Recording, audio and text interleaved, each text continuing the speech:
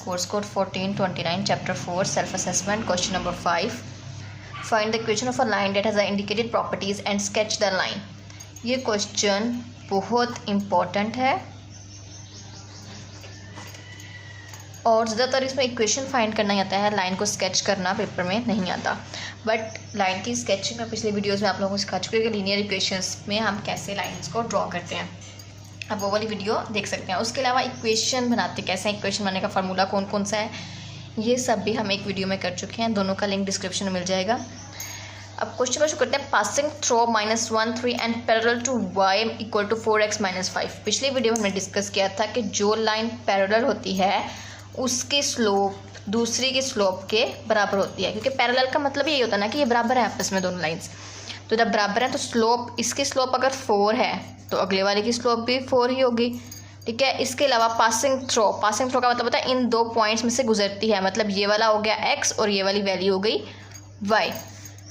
x है हमारे पास -1 और y है 3। बस अब इन तीनों को यूज़ करते हुए हमने एक इक्वेशन ना लेनी है। इक्वेशन बनाने के लिए एक ईजी सा फार्मूला है y2 - y1 equal to slope x2 - x1। जो ये x2 और y2 है ना, ये हमारे इक्वेशन के x और y हैं। y2 को एज इट इज़ लिखेंगे, y1 की जगह हमारे पास आएगा 3 इक्वल टू स्लोप है 4, x2 एज इट इज़ लिखेंगे और x1 है हमारे पास -1। y2 - 3 equal to 4x2 -+1। 4 1 ज़ा 4। अब 3 इस साइड प्लस हो रहा है, इस साइड पर जाके हो जाएगा minus. y2 equal to 4x2 + 4 - 3। सो हमारे पास इक्वेशन बन जाएगी 4 - 3 equal to 1। y equal to y2 को y लिखेंगे, y 4x + 1। ये आ गई हमारे पास equation. Has a slope 0 and y intercept -1/2। y intercept का मतलब y नहीं है, इसका मतलब है जो हमारे पास इक्वेशन में c होता है ना, वो है -1/2। इक्वेशन इसमें हम यूज़ करेंगे y equal to slope x + c। मैंने आपको बताया था कि 3 तरीके से हम स्लोप भी फाइंड कर सकते हैं और इक्वेशन भी, उन्हीं 3 तरीकों को हम इसमें यूज़ कर रहे हैं। इस वाले में मैंने y 2 पॉइंट्स फार्मूला लगा दिया था और इस वाले में हम लगाएंगे intercept formula. y as it is आएगा, स्लोप है हमारी 0, x as it is plus c क्या है -1/2 प्लस -1/2। सो हमारे पास y की वैल्यू आती है -1/2। ये हमारे पास इस क्वेश्चन की इक्वेशन बनी। क्वेश्चन नंबर सी जो है वो थोड़ा सा लेंथी है, बिकॉज इसमें हमारे पास स्लोप नहीं है। सबसे पहले हमें स्लोप फाइंड आउट करनी होगी। तो स्लोप फाइंड आउट करने का फार्मूला बहुत ईजी सा बताया गया है, y2 - y1 और x2 - x1। इसकी प्रैक्टिस भी बहुत दफ़ा कर लिया पिछले क्वेश्चन में। y2 ये वाला y2 है -9, माइनस y1 है ये वाला -1, x2 है -2 माइनस x1 है 3। अब -9 एज इट इज़, -+1 और -+3 और 2 हो गए 5। बट लेकिन जो साइन है वो वाला साइन लगाते हैं हम, -5 इक्वल टू -9 + 1 अब -8 -5। अब ये माइनस और माइनस आपस में कैंसिल हो जाएंगे। सो हमारे पास स्लोप आएगी 8/5। चाहे तो हम इसको डिवाइड कर सकते हैं, डिवाइड करके पॉइंट में आंसर लीजिए, जो कि हमारे पास होगा 1.6। अब हमारे पास एक चीज़ आ गई है जो कि है स्लोप। अब इस स्लोप का यूज़ करते हुए सिंपल एक इक्वेशन बना, जो हमने फर्स्ट क्वेश्चन में जिस फॉर्मूले से बनाई थी, y2 - y1 equal to slope x2 - x1। y2 as it is, इसको बस y ही लिख लें, y2 लिखने की ज़रूरी नहीं है। y1 जो पहले वाले 2 है ना वो यूज़ करने हैं। y1 क्या आता है, y1 आता है -1 इक्वल टू स्लोप आती है 1.6 और x2 एज इट इज़ रहने देना, इसको x लिख लें, -x1 मतलब 3 माइनस माइनस प्लस हो गए। 1.6 को मल्टीप्लाई करें तो 1.6x माइनस 1.6 को 3 से मल्टीप्लाई करें तो हमारे पास आता है 4.8। 1 इस साइड प्लस हो रहा है, इस साइड प्लस जाके इसको कर दें minus. 4.8 minus 1 y equal to 1.6x minus 4.8 और माइनस 1 तो हमारे पास आएगा 5.8। बर्थडे के साथ जो साइन है वो वाला साइन लगा देंगे। ये बन गई हमारे पास इस क्वेश्चन की equation. Passing through region and has a slope -5। Origin का क्या मतलब होता है? ओरिजिन का मतलब होता है कि हमारे पास x और y दोनों ही ज़ीरो हैं, x भी ज़ीरो है और y भी ज़ीरो है, और स्लोप आती है हमारे पास -5। y2 minus y1 slope x2 minus x1। y as it is लिख लेंगे, जो y1 है उसकी जगह पे हम लिखेंगे 0 माइनस 0 इक्वल टू स्लोप है हमारे पास -5। x2 को लिखेंगे हम x माइनस x1 है 0। अब -0 y, हर चीज़ इसमें 0 0, तो सिंपल y की हम वैल्यू देते हैं -5, y और स्लोप -5 x -5 मल्टीप्लाई होगा -5x -5 0। इस चीज़ को एक बार दोबारा समझ लेते हैं, -5x से मल्टीप्लाई होगा, उसके बाद माइनस माइनस प्लस 0। ठीक है, 0 वाले जो जितने भी 0 थे ना हमने वो ख़त्म कर दिए हैं इस इक्वेशन में से, तो हमारे पास बनेगा y इक्वल टू -5x। ये इक्वेशन बनी है। पासिंग थ्रू -5 पर and perpendicular the line to y equal to x + 1। Perpendicular line, एक लाइन के ऊपर दूसरी लाइन परपेंडिकुलर है, तो इसकी स्लोप कैसे बनेगी?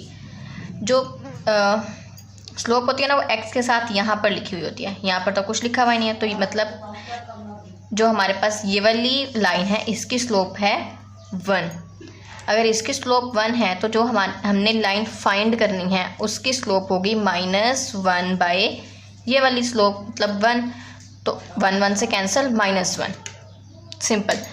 इस वाली का उलट, जो पैरेलल थी ना उसमें same to same as it is लिख दी, लेकिन इस वाली में हमने उलट लिखनी है। अब स्लोप फाइंड आउट हो गई, उसके अलावा x और y मालूम है, सिंपल अपना फार्मूला लगाएंगे, y minus y1 slope x minus x1। y as it is y1 है हमारे पास 4 इक्वल टू स्लोप है -1, x क्या है? x है -5, नहीं ये वाला x एज इट इज़ लिखना है, और x1 है हमारे पास -5। ये टोटल हो जाएगा प्लस माइनस ये वाला और ये वाला माइनस मिला के हो जाएंगे प्लस। y -4 इक्वल टू -1 को अंदर मल्टीप्लाई करेंगे, -1 को x से मल्टीप्लाई किया -x plus minus minus 5 1 jar 5, 4 यहाँ पे माइनस हो रहा है उस तरफ जाके हो जाएगा plus -x -5 plus 4 plus minus minus 5 में से 4 माइनस किए हमारे पास बचेगा 1, और बड़े के साथ माइनस का साइन है तो हम यहाँ पे माइनस का साइन लगा देंगे। ये बन गई हमारी equation. Perpendicular to y equal to 3x - 5 and passing through 3 4। Perpendicular है इस लाइन के, ठीक है। अब इस वाले की स्लोप आप लोगों ने खुद फाइंड करनी है, मुझे तो मालूम है इसकी स्लोप क्या होगी, -1/3। x है 3 और y है 4। चलिए बता देते हैं इसकी स्लोप कैसे फाइंड होगी। जो हमारे पास ये वाली लाइन है इसकी स्लोप है 3, तो जो हमने फाइंड करनी है इसकी स्लोप हम एक तो नेगेटिव में ले जाएंगे, साइन चेंज कर देंगे, दूसरा उसको 1/, में लिख देंगे। ये बन गई हमारे पास जो हमने लाइन फाइंड करनी है उसकी स्लोप। अब इसको सिंपल अपने फार्मूले में लिखेंगे,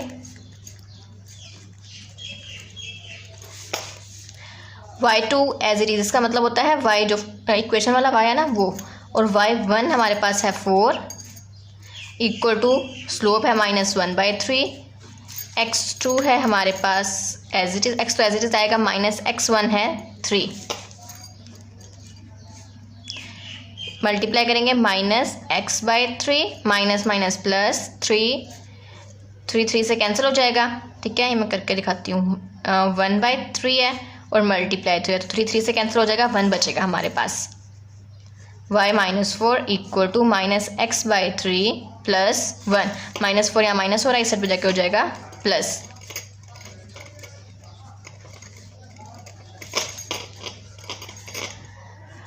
-x/3 4 + 1 5। सो ये बन गई हमारे पास क्वेश्चन की equation. Passing through 2 - 8 and parallel to x 4। x अगर 4 है तो सिंपल y हमारे पास होगा 0। अब ये 2 पॉइंट्स आ गए हैं हमारे पास, इसमें से पहले स्लोप फाइंड कर लेते हैं, y2 - y1 x2 - x1। y2 है हमारे पास 0 माइनस माइनस प्लस 8, x2 है हमारे पास -4 -2। 0 + 8 इक्वल टू 8, -4 -2 इक्वल टू -6, 2 4 जार 8, 2 3 जार 6, -4/3। इसको अगर हम चाहें तो पॉइंट में ले जा सकते हैं, -1 पॉइंट 3 आएगा हमारे पास। नेक्स्ट हम फार्मूला लगाएंगे y minus y1 equal to slope x minus x1। y as it is, y1 की जगह पे आएगा -8, स्लोप आई है -1.3, x एज इट इज़, और x1 की जगह पे आएगा 2। y minus minus plus 8 equal to -1.3 equal multiply x आएगा -1.3x, माइनस माइनस प्लस, इन दोनों को आपस में मल्टीप्लाई करेंगे तो हमारे पास आएगा 2.6। 8 यहाँ पे प्लस हो रहा है, इस तरफ आके हो जाएगा -1.3x प्लस 2.6 -8। सो हमारे पास आता है -8 -1.3x -5.4। ये हमारे पास बन गई इक्वेशन। हमारे पास question number 6, a small company produce chairs, the weekly fixed cost and variable cost per chair 1140 respectively. एक कंपनी चेयर्स बनाती है जिसकी फिक्स्ड कॉस्ट 1100 और वेरिएबल कॉस्ट 40 है। फिक्स्ड कॉस्ट कौन सी होती है? ऐसी कॉस्ट जिसको हर हालत में अदा करना हो, वो फिक्स्ड कॉस्ट होगी। और वेरिएबल कॉस्ट ये देखना होता है कि अगर एक चेयर को बनाने में कितना पैसा खर्च हुआ है, ये होती है variable cost. Find the total weekly of manufacturing x chair. X chair की मैन्युफैक्चरिंग में कितने टोटल वीकली खर्च आता है, हमने ये बताना है। मतलब इसकी हमने इक्वेशन बनानी है simple. How many chairs can be manufacture for total weekly 4500। Total अगर 4500 हो तो हम कितनी चेयर्स बना सकते हैं, ये 2 क्वेश्चन इसमें आते हैं। सबसे पहले तो हम लिख लेते हैं कि हमारे पास फिक्स्ड कॉस्ट क्या है। फिक्स्ड कॉस्ट है हमारे पास 1100 और वेरिएबल कॉस्ट है हमारे पास 40, जो कि चेयर्स के मुताबिक है। जितनी चेयर्स होंगी उतनी वेरिएबल कॉस्ट बढ़ती चली जाएगी। ठीक है, अब सबसे पहले फर्स्ट वाला क्वेश्चन देख लेते हैं। Find the total weekly of manufacturing x chairs. Total, इसके हम इक्वेशन बना देते हैं। Total equal to fixed cost plus variable cost. Fixed cost हमारी क्या है 1100 प्लस वेरिएबल कॉस्ट क्या है 40x टोटल। ये हमारे पास यहाँ तक का क्वेश्चन सॉल्व हो गया क्योंकि हमने यहाँ पे सिर्फ इसकी एक इक्वेशन बनानी थी। आगे हमारे पास how many chairs can be manufacture for total weekly cost of 4500। अगर टोटल हमारे पास 4500 हो, ठीक है, यहाँ पे हम लिख सकते हैं कि ये हमने यहाँ पे फर्स्ट वाला क्वेश्चन सॉल्व किया और यहाँ पे सेकंड वाला 4500 हो तो हम कितनी चेयर्स बना सकते हैं। सिंपल, हमने x का मतलब चेयर्स है ना, तो हम x को यहाँ से लद्दा कर दे रहे हैं। 1100 प्लस हो रहा है, इस तरफ आके माइनस हो जाएगा, इक्वल टू 40x 3400। 40 यहाँ पे मल्टीप्लाई हो रहा है, इस तरफ आगे हो जाएगा डिवाइड। 3400 को 40 पे डिवाइड करेंगे, पास आएगा 85 इक्वल टू x। मतलब हम 4500 खर्च करके 85 चेयर्स बना सकते हैं। Question number 7, the sales of a company were 33,000 in 3rd year and 95,000 in 6th year.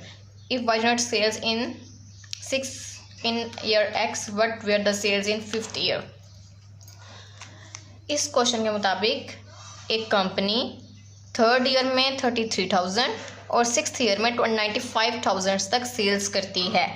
तो हमने ये फाइंड करना है कि वो 5th ईयर में कितनी सेल्स करेगी। ठीक है, हम इसको कर देते हैं लेट्स अज्यूम। हम ये फ़र्ज़ कर लेते हैं कि जो हमारे पास यहाँ पे इक्वेशंस हैं ये लीनियर इक्वेशन है। Let's assume these equations are linear equations. So now हमारे पास इस तरह x1 और y1 चाहिए हमें एक, और एक चाहिए x2 y2। तो x1 और y1 तीसरे साल में 33,000, ये x1 y1 हो गया। इस तरह ही छठे साल में 95,000, ये हो गया x2 y2। अब पहले तो स्लोप ही नहीं हमारे पास, हम यहाँ से स्लोप फाइंड आउट कर लेते हैं। y2 minus y1 by x2 minus x1। Values put करेंगे। y2 95,000 minus 33,000 bye 6 minus 3। Minus करने से हमारे पास आता है 62,000 बाय 3। इसको डिवाइड करेंगे तो हमारे पास आता है 2666.67। ये है हमारे पास स्लोप। ये आ गई हमारे पास स्लोप। अब इक्वेशन बनाने के लिए, y की वैल्यू फाइंड करने के लिए, एक तो हमारे पास होना चाहिए स्लोप, एक होना चाहिए x और एक होना चाहिए c। अब अगर हम फाइंड करें स्लोप आ गई हमारे पास, x जो है वो 5th ईयर 5 ये आ गया, अब c रह गया, तो पहले हमें c फाइंड करना होगा, उसके बाद हम y की वैल्यू फाइंड कर पाएंगे। इसलिए हम क्या यूज़ करेंगे, हम x1 यूज़ कर लेते हैं और y1 यूज़ कर लेते हैं, जो कि हैं 3 और 33,000। और इसके अलावा हम यूज़ करेंगे एक स्लोप।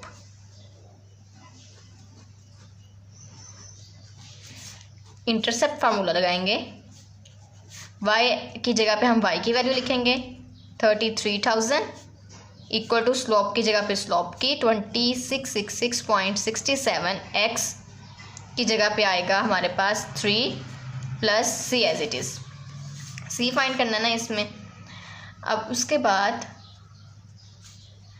3 से मल्टीप्लाई करेंगे 2666.67 को, तो हमारे पास आता है 62,000 प्लस c। 62,000 को यहाँ प्लस हो रहा है, इस तरफ लाके इसको कर दे माइनस। जब ये इस तरफ आके माइनस होगा तो हमारे पास आता है -290,000, जो कि है हमारे पास c की वैल्यू। अब स्लोप भी आ गई, c की वैल्यू भी फाइंड होगी। अब सिंपल यही इंटरसेप्ट फार्मूला दोबारा लगाकर हम y की वैल्यू फाइंड कर लेंगे। y, अब इस क्वेश्चन में y है क्या, इस क्वेश्चन में y है 5th ईयर में कितनी सेल्स हुई है। y को एज इट इज लिखेंगे। स्लोप क्या फाइंड की थी हमने 2666.67, x क्या 5th ईयर प्लस c हमारे पास आया था -290,000। y एज इट इज, दोनों का आपस में मल्टीप्लाई करेंगे, आपस बनेगा 10,333.35 माइनस 29,000 माइनस करेंगे तो पास आएगा 74,333.35। मतलब हमारे पास 5th ईयर में हमारे पास 74,333.35 सेल्स होंगी। क्वेश्चन यहाँ पर सॉल्व होता है। इस क्वेश्चन हमने क्या क्या चीज़ें फाइंड की, थोड़ा लेंथी क्वेश्चन था। सबसे पहले हमने फाइंड किया इस जगह पर स्लोप को, ठीक है, यहाँ पे हमने स्लोप फाइंड की। इसके बाद हमने यहाँ पे फाइंड किया y इंटरसेप्ट, जिसको बोलते हैं c। लास्ट में हमने यहाँ पे y की वैल्यू फाइंड की, मतलब 5th ईयर में कितनी सेल्स होंगी। I hope you will understand this questions. Now self assessment complete हो गई है। नेक्स्ट हम शुरू करेंगे unit 5 in the next video.